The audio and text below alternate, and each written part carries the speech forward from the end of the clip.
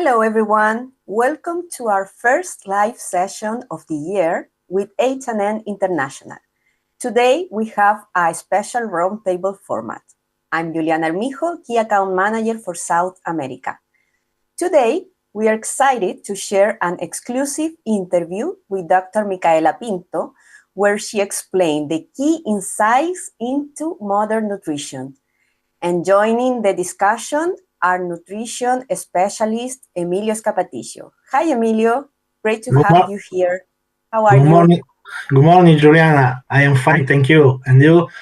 Thank you for the invitation. It's a pleasure to be here to hearing Micaela and discuss the interview of Micaela. And of course, good morning, good afternoon, all audience, and welcome at this streaming section of H&N. If you have questions, please share them in the LinkedIn comments. Emilio will answer them live at the end of the interview.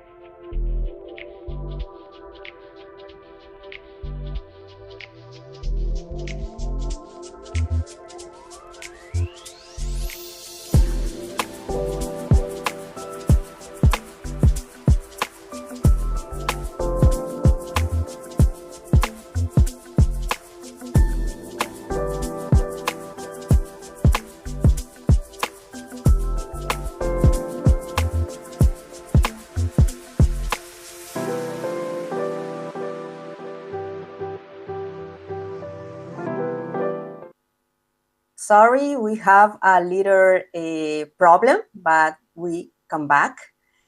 If you have questions, please share them in the LinkedIn comments. Emilio will answer them live at the end of the interview.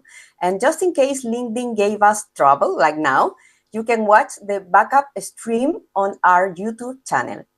Well, we'll post in the link in the comments. Dr. Micaela hardly needs an introduction, so let's go start. Well, let's begin with a question we love to ask. It's a fun way to break the ice and get to know the person behind the professional. What's your favorite recipe with eggs? That's a really, really fun question. My favorite recipe would have to be frittata. So the reason I really enjoy frittata is you can take whatever you have in the fridge and it's always going to be an amazing meal. Chop it up, throw it with some eggs in a pan and let it bake. Perfect. Emilio, do you know what a frittata is? Juliana, really, I don't understand well if we speak about the same dish, because in Italy, frittata is a traditional flat that is egg-based, like an omelette or a scrambled eggs, and we can enrich this plate, this dish with additional ingredients. For example, in my area, we use it. It's typical to use the asparagus in the frittata. Is very very good. And for example, we eat the frittata in the panino, in the sandwich, and it's a very tasty sandwich. Mm-hmm. For me, a frittata is kind of like a savory omelette, but to be honest, I never actually tried a real frittata. Okay, next time when we travel junto, you are going to try the frittata. Okay. Perfect. And to everyone watching, which eggs recipes do you love most? Let's know in the comments. Well, let's move on to our first technical question. We asked Micaela about the main goals of her research. Absolutely. So the main goals of my research were to identify how calcium and phosphorus homeostasis is really evolving throughout the egg production cycle. So from 25 all the way through to that extended 95 weeks. And the idea was to really identify physiological points that are going to influence your eggshell quality and your skeletal integrity, which are absolutely critical in ensuring those hens maintain that persistency out to 100 weeks. Now, H&N birds are fantastic for persistency, so they were a perfect model to understand these physiological systems. Emilio, did you get a chance to read Micaela's article? If you did, what do you think? Hey, Julian, I have read his published officially. I want to congratulate with Micaela. I think that are a very interesting trial and are very interesting concept. In the papers, also I observed that was a very well structured paper, of course, well written and with very interesting results and goals. I like the topics, and of course, the topic of the trial published by Micaela was one of the key factors that affecting the global result on the flock during the egg production. And also, I want to add that the fact that the trial conducted by Micaela was a very long trial. She started the trial at the start of egg production, and it lasts around 95 weeks of age of the hens. And really, there are a few research published that speak about bone quality that lasts all this time. Really, congratulations again. Perfect. Moving to our next question about the key findings that she got from her research. So some of the major findings that we found during my PhD research were that the active form of vitamin D, which is the 125 vitamin D, declined with age, particularly at that 85 and 95 week mark. Now, the reason that that's so important is that this vitamin D is responsible for regulating the expression of these calcium and phosphorus transporters, which move calcium and phosphorus through the tissues and is ultimately going to impact your eggshell quality and your bone mineralization. Now, one of the reasons that this could be happening is we saw elevated levels of uric acid, suggesting that kidney health could be declining with age in these hens as well. So one of the additional findings we found as well is that the older hens also appeared to transition into the process of eggshell calcification less efficiently, which could also be impacting eggshell quality. Now, despite all of this, the H&N birds were well above breed standard even at 90 weeks, with a production of over 80%, underscoring their genetic strength for these long-term studies. Emilio, what do you think about Micaela's finding and their application to mother layers? Yeah, they were very interesting findings, really. And of course, understanding the changes occurring in physiological systems that regulate egg calcification in intershell gland are important findings. And further, due to its importance in the bone and the shell homeostasis, understand better the kidney for help to ensure the better health of the kids and in hold hands is another important point to consider. And of course, I agree that that good bone health nowadays one factor that is mandatory to support high productivity hens like H&N that we speak how Micaela told before are animal able to reach production above 8% at 95 weeks of age. Is very incredible. That results are impossible to achieve if we don't have a good health in good bone health. I agree with you. Next, we asked Micaela the following question. What possible application would she suggest to egg producer based on her research? Let's hear her answer. So first and foremostly, some practical applications that we can really use from this research is that we need to optimize mineral availability. As these hens are getting older, their calcium and phosphorus transporter levels are declining. So we really need to make sure that what we're putting into the feed is available when the hen needs it.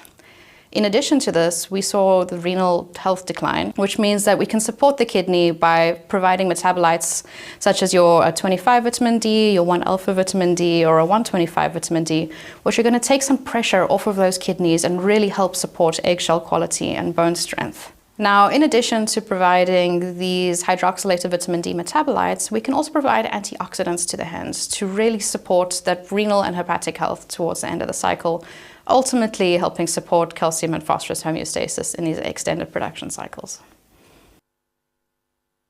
Emilio, what do you think about what Micaela said? Do you agree? Yeah, very good suggestion from Micaela, Juliana. I agree with Micaela because we know that the correct level of calcium and phosphorus in the feed are two factors that, how we told before, are very important and are mandatory in the formulation with the objective to ensure good health of the kidneys. They are very important and mandatory for achieving a long egg production cycle. Also, it's important to remember that calcium and phosphorus are two minerals presenting negative interaction between them. Consequently, if we have an excess in one mineral, this excess negatively affecting the other mineral absorption. And for that reason, we can have some problem in bone mineralization and shell quality.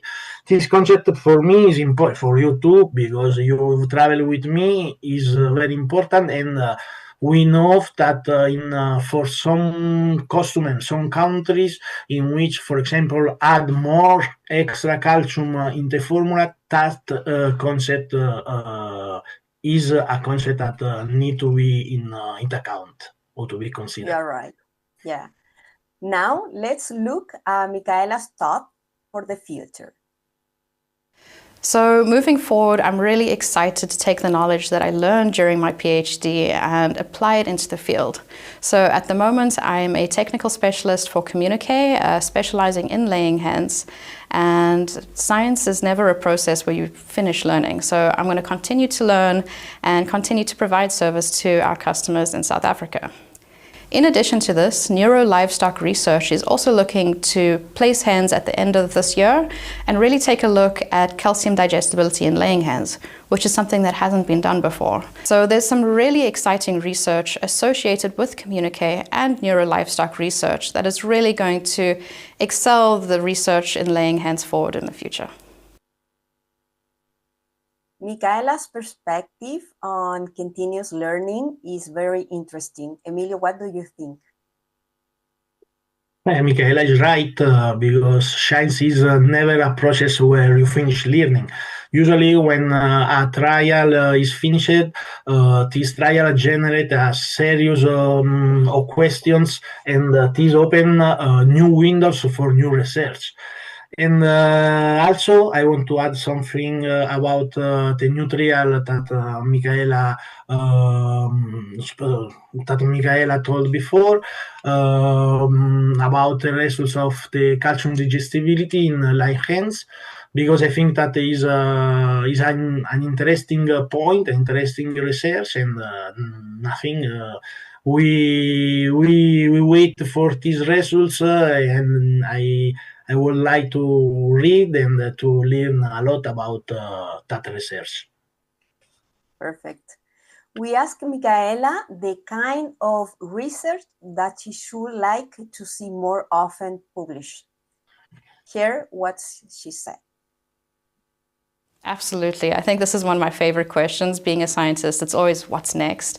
So in my opinion, I'd love to see this type of research looking at calcium and phosphorus homeostasis in laying hens, but applied in pullets. So pullets is where you're really going to set the foundations for that production later on in life. You've got structural bone developing, and if you understand calcium and phosphorus homeostasis and how that's changing as those pullets are growing and developing into mature hens, I think we're going to have a lot more tools in our toolbox to really extend production cycles out. We put a strong emphasis on the importance of proper development in rearing. Emilio, what do you think? Of course, this is another important topic to consider. And usually in our presentation, we make a focus on the rearing phase, and we make a focus on the importance that this phase has in the bone health. We always speak about the importance of the first 5 weeks of the life of the pullet, because during this phase is when we have an animal that present a high growth, but during this phase is when the structure of the animal is doing. For that reason, the importance of the calcium, the phosphorus during this phase are very important. For that reason, I fully agree with Micaela, and I think that more studies during the rearing phase will be necessary to understand and to optimize the growth of the pullet, and of course for improving the egg production cycle of the hens, of the future hens. Mm-hmm. You're right. To close the interview, let's see what Micaela answered to the question, the book to anyone have to read. So currently I'm in the process of reading Good to Great, and I find it to be a truly inspirational book that teaches self-discipline and focus and how to make meaningful changes in one's life and one's business. It's an absolutely fantastic read for anyone looking to cultivate focus and personal growth in the future, and I would highly recommend the book to anyone. Emilio, are you reading any book at the moment? Really, Juliana, at this moment, I am fully concentrated in a book called "Good Night Story for Rebel Girls." Is a book in which there are several tales of extraordinary women that had changed the world, from Frida Kahlo to Maria Montessori or Marie Curie, and is an interesting book from my side to read with the children, and I advise for you. And do you have some advice about new books to read? Yes, well, that sounds like a wonderful book, especially to read with children. Right now, I'm reading Atomic Habits in Action by James Clear. It's a book that helps us understand how to introduce new habits into your daily routine, and the most important, how to maintain them without giving up halfway. So it's very interesting. Will be the next book. Thank you for your advice. Well, the audience was very shy today. So, Emilio, I have some questions for you. The first one is, why is proper reading so critical for maximizing laying performance? Okay. As well as we introduced before, good reading is mandatory to achieving good production. Okay.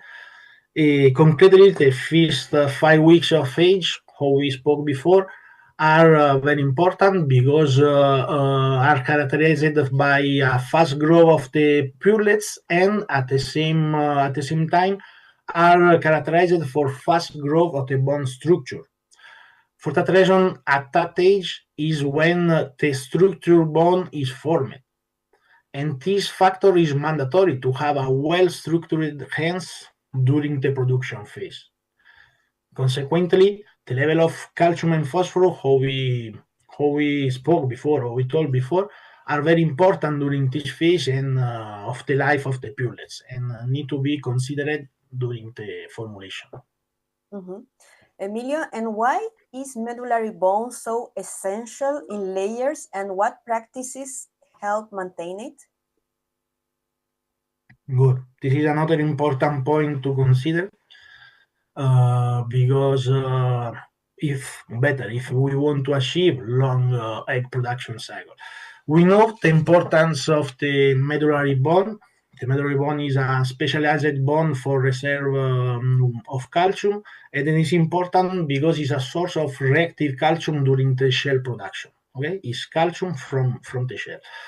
However, this medullary bone is not an unlimited source of calcium. For that reason, it is important to preserve the medullary bone and avoid its excessive use. For example, this happens when at the start of egg production, uh, there are hens feed with an excessive use of the pre-light diet, or we have hens that present a limited feed consumption during this phase. In those cases, hens need to use excessive calcium from the medullary bone, with the effect of the production of bone and shell quality. For example, one solution, do you know, could be the implementation of the hybrid feed that we are recommending to use at the start of egg production.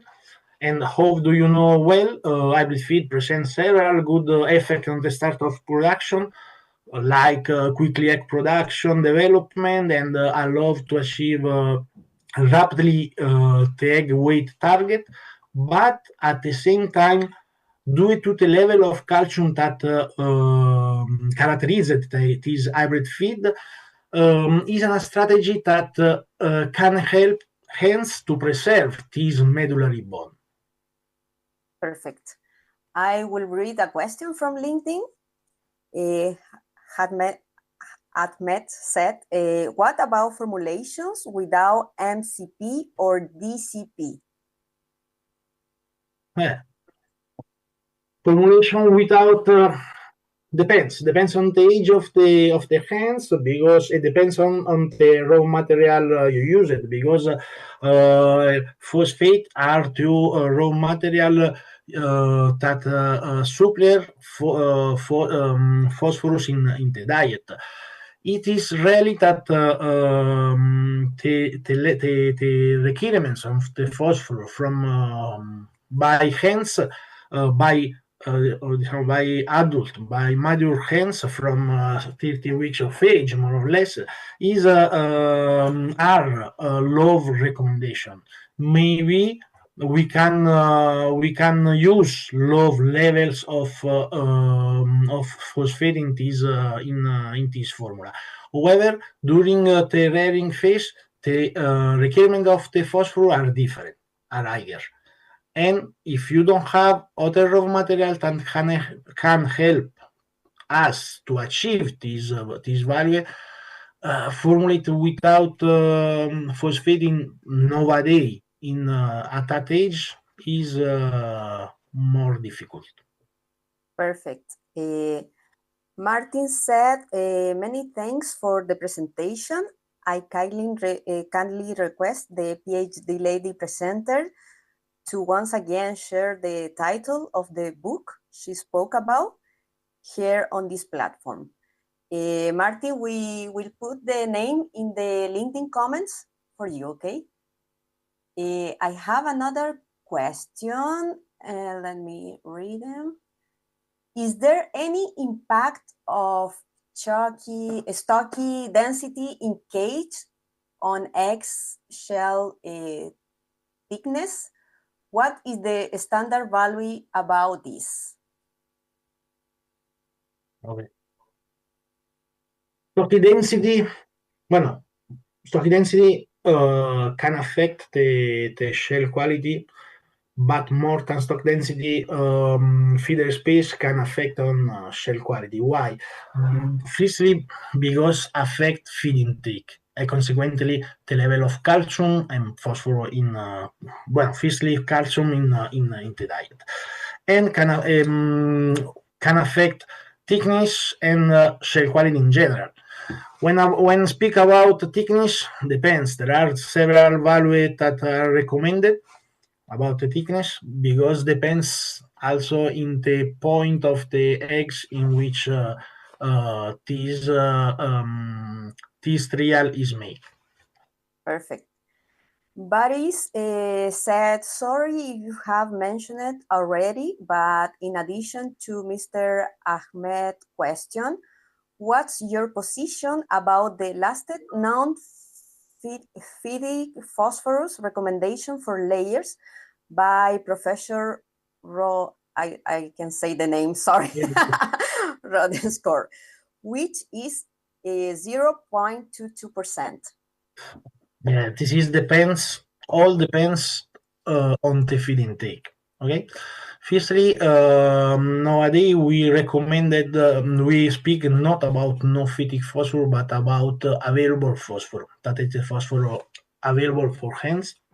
The value of the phosphorus that we recommended are, or better, need to be considered in function on the feed intake of the hens. If you have more feed intake, you can use low value in the formula. But in cases in which you have we have low feed intake, we need to increase this level in the formula. Mm-hmm. Perfect. Let me see another question, Nathan. As the bird get older, she mentioned the levels of uric acid increase. I would think water quality would be our best tool to keep the levels of the acid. The water. Well, the water is another word because the quality of the water depends on the country and the area, on the farm. No all farm have the same quality. Of course, the quality of the water is another important point because we need to remember that hens drink double than feed. For that reason, is another factor that usually we forgot. But of course, is another important point. Yes, perfect. We don't have more questions of LinkedIn. So let me see. When it's come to older hens, how should calcium and phosphorus be managed? With whole hens, as Michaela exposed in her interview, the calcium absorption capacity decrease with the age.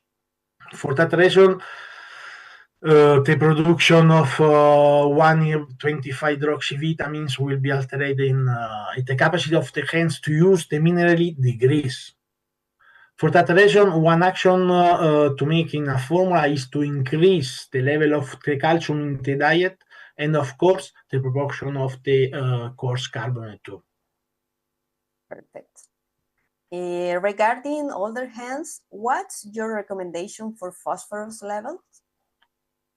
About phosphorus level, our recommendations are to decrease the level of the phosphorus. Firstly, basically because 80% of the phosphorus is used in the bones for bone growth, for bone health. And when we speak about old hens don't present growth. After 30 weeks of age, the growth of the hens is limited or like zero. For that reason, from that age, the level of requirements of the phosphorus by hens are limited than young hens, and in these cases it's important to avoid an excess in phosphorus in the diet of the old hens, firstly for the negative interaction that we spoke before with the calcium. Okay, because an excess of phosphorus has present a negative interaction with the calcium absorption. Perfect. Yasir asked how to evaluate fat pad development. Good question. But is not related with the level of phosphorus and calcium in the feed.